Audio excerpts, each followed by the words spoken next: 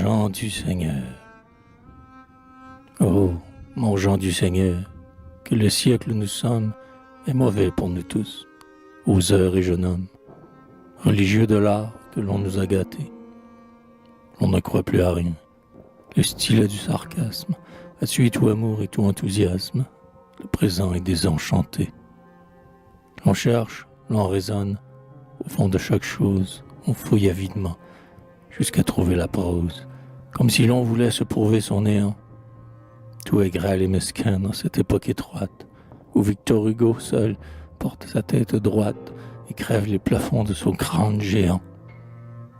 L'avenir menaçant, dans ces noires ténèbres, ne présente à nos yeux que vision funèbre. Un aveugle destin au gouffre nous conduit. Pour guider notre esquif sur cette mer profonde, dont tous les vents liguent et fouettent en grondant l'onde, pas une étoile dans la nuit. L'art et les dieux s'en vont. La jeune poésie fait de la terre au ciel voler sa fantaisie. Il plie à tous les tons sa pure et chaste voix. On ne l'écoute pas. Ces chants que rien n'égale sont perdus comme ceux de la pauvre cigale, du carillon du foyer ou de l'oiseau des bois. Craignant le temps rongeur pour son œuvre fragile, le sculpteur veut changer son plâtre et son argile à l'airain de Corinthe, au marbre de Paros. Le riche, gorgé d'or, marchand de son salaire, hésite et n'ose pas lui jeter de quoi faire l'éternité de ses héros. Le peintre, tourmentant sa palette féconde, d'un pinceau créateur fait entrer tout un monde dans quelques pieds de toile, et, vrai comme un miroir, chaque objet d'oubli redonne une autre vie. Par d'ignobles pensées, la foule poursuivie, sans avoir compris rien, retourne dans son comptoir.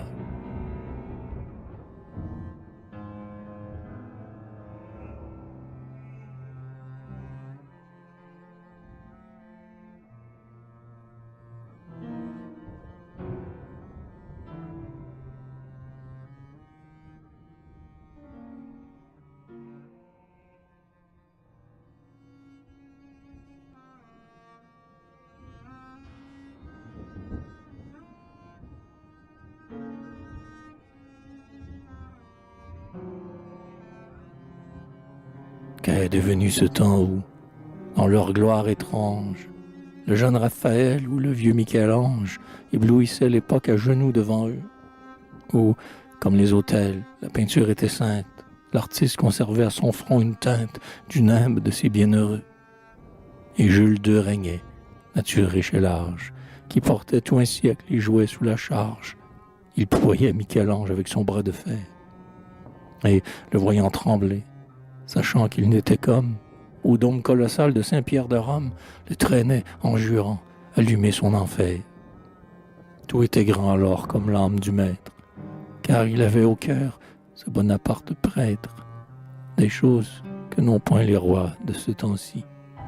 De tout homme ici-bas, il pressentait le rôle, et disait à chacun, lui frappant sur l'épaule, « Marche, ta gloire est par ici. »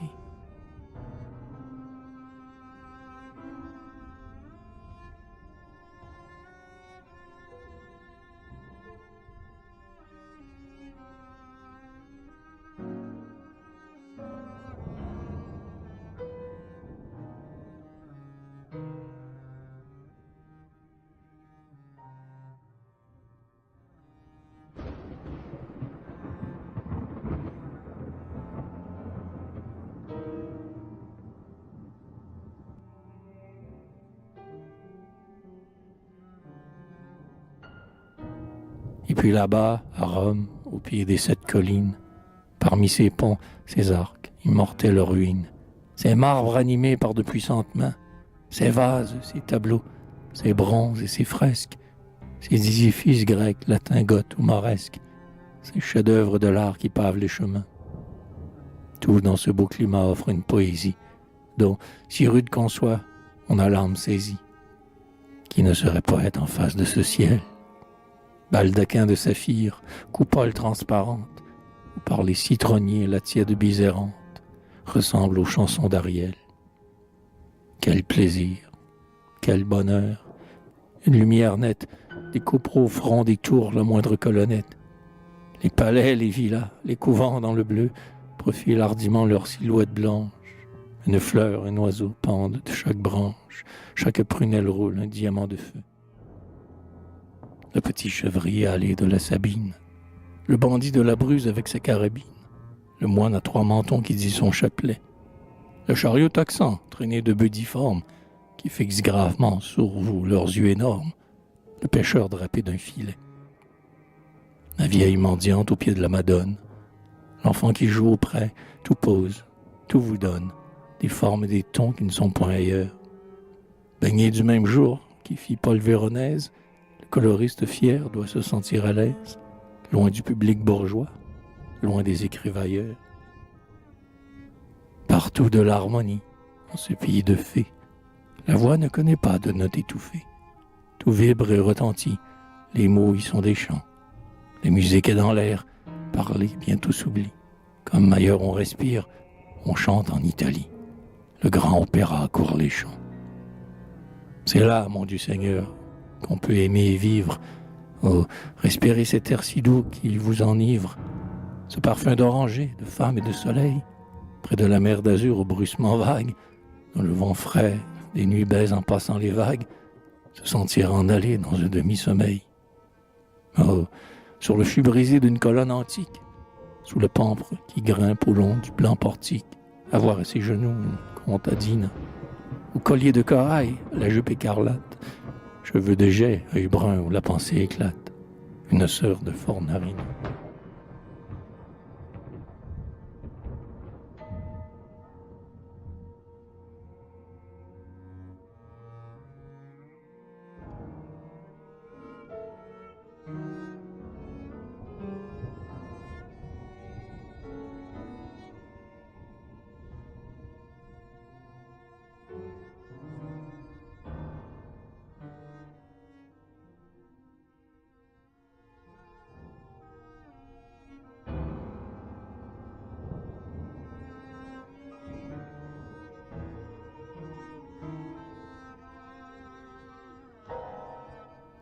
Tout cela, c'est un rêve.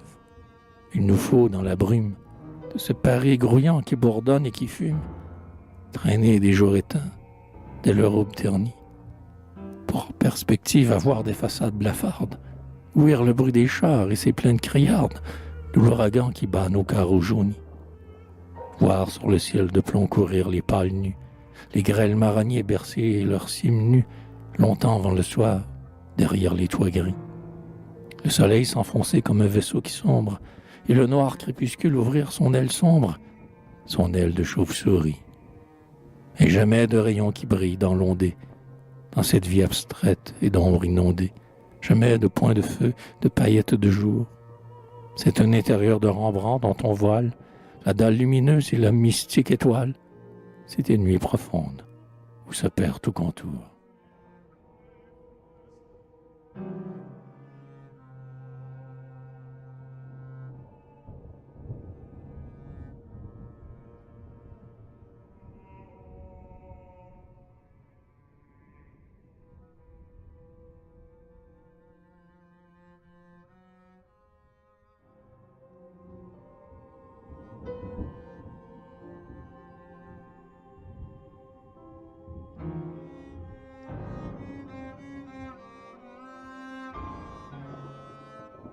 Pourtant, l'ange aux yeux bleus, aux ailes roses, l'ange de l'inspiration, sur le chemin de fange, pour arriver à toi, pose ses beaux pieds blancs.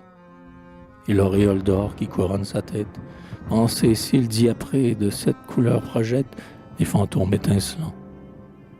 Alors, devant les yeux de ton âme en extase, chatoyante d'or faux, toute folle de gaz, comme aux pages d'Hugo ton cœur la demanda. Avec ses longs cheveux que le vent roule et crêpe, jambes fines, pieds lestes, et corsage de guêpe, vrai rêve oriental, passe l'Esmeralda.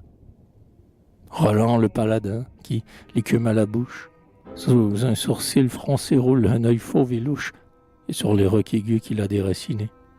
Nude, enragé d'amour, du feu dans la narine, fait saillir les grands os de sa forte poitrine, et tord ses membres enchaînés.